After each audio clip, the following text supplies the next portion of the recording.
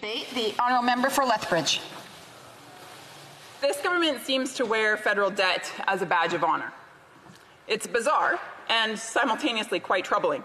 The party opposite, they love to brag about how much money they've spent, as my honourable colleague has pointed out. They don't so much enjoy talking about the outcome, however, and perhaps that's because the outcome is, well, abysmal. Take, for example, the Minister of Infrastructure. The Minister of Infrastructure was recently reviewed by the Parliamentary Budget Officer, and he confirmed that tens of billions of dollars have rolled out the door in the name of infrastructure projects, and yet the minister is not able to show proof for 9,000 projects. Madam Speaker, 9,000 projects. They just disappeared.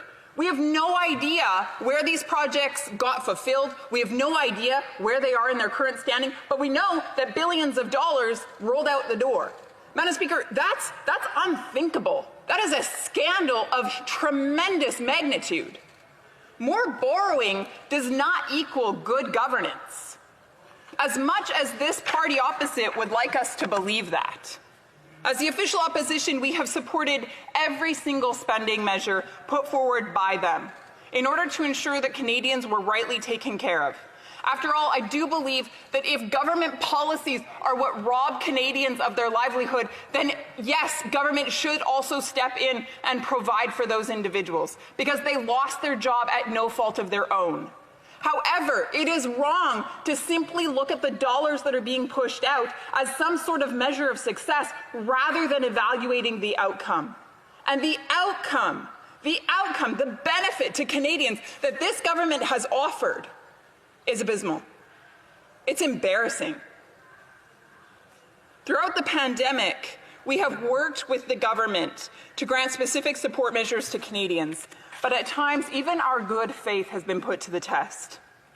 For example, when the Prime Minister tried to get away with unlimited taxing and spending for up to 2 years, Madam Speaker, it's unbelievable. It's unbelievable. And when we have sought clarity from these Liberals as to whether it would be spending or vaccines or unethical behaviour or the reason for proroguing Parliament this fall or the sexual misconduct allegations that are taking place within the CAF, we have consistently been silenced. We have been met with deflections and non-answers and filibusters and more secrecy. So forgive me if I am a little skeptical when this government asks to expand the debt ceiling, when they ask to take a line of credit for over $660 billion. Madam Speaker, I have to take a step back and ask some very good questions and point out some very good things that need to be considered. I referred a moment ago to the lack of transparency around infrastructure spending, but the reality is this is just the tip of the iceberg. The Parliamentary Budget Officer has said again and again that this government operates with great secrecy. When the Minister of Finance was questioned at committee about the purpose for this inordinate and unprecedented amount of money that is being proposed to borrow, the Minister directed the members to look at a publicly available chart. Unfortunately, but not surprising, this so-called chart existed, but there were no expenditures attached to it or the intent of those expenditures. So, just a suggestion, perhaps if you're going to ask to spend this amount of money, have a chart available. My goodness, a pie chart, Excel sheet, not that difficult. But borrowing money is not the issue. The issue, the matter at hand, is much greater than dollars. It has to do with the very ethical standard that this government sets for itself and the way that it conducts itself on behalf of Canadians. Canadians are looking for a way back to normalcy. They want to start earning a paycheck rather than collecting government check. So where's the plan? Where's the plan? Where's the leadership? Where's good governance? Throwing money at a problem doesn't fix it. Money doesn't equate to outcomes. Strategy equates to outcomes. And this government loves to brag about how much money it's spending, how much it plans to borrow, the amount of debt it intends to take on. But this type of scheme is very short-lived and incredibly detrimental to Canadians. In fact, Canadians know that the only way government can incur money or bring in money is through taxation. That's it, full stop. So money spent is not a measuring stick for success. But if we want to look at lowering unemployment rates, or if we want to look at the growth of our GDP, those are great measures. So let's do that. Oh wait, that's not positive news. When I think of Canada's future, I am optimistic, nevertheless. But you want to know why I'm optimistic? Not because of the government at helm. I am optimistic because of the very Canadians who live in this country and steward its great resources. I am optimistic because of the men and the women who call this nation home, who are incredibly entrepreneurial, who aren't afraid to take a risk, who are excited about working and getting this country back in shape. The only thing we're missing is a leader who sees this potential. Speaking of potential, let me give mention to the fact that it is incredibly saddening that this government has offered nothing to the oil and gas sector. In fact, they've gone so far as to demonize the sector here in Canada and support the sector in other countries. Where there are no human rights protections, where there are no environmental protections, and where there certainly is no revenue generated for us. This government would rather support places like Saudi Arabia than develop our own sector. It's sad. The Liberals just had their policy convention. Many of the resolutions that were brought forward would certainly be applauded by last century socialist leaders. It's hard to imagine the price tag of these things: pharmacare, national basic income. But at the end of the day, Canadians are the ones who have to foot the bill.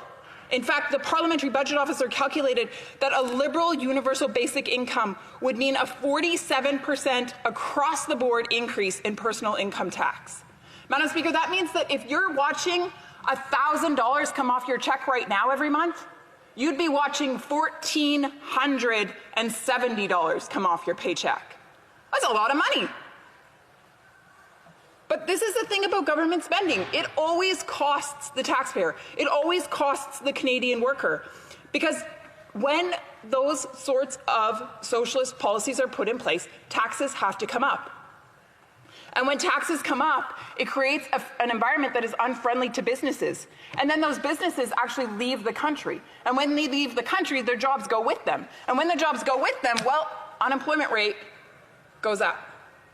Madam Speaker, it is an incredibly detrimental place to put our country.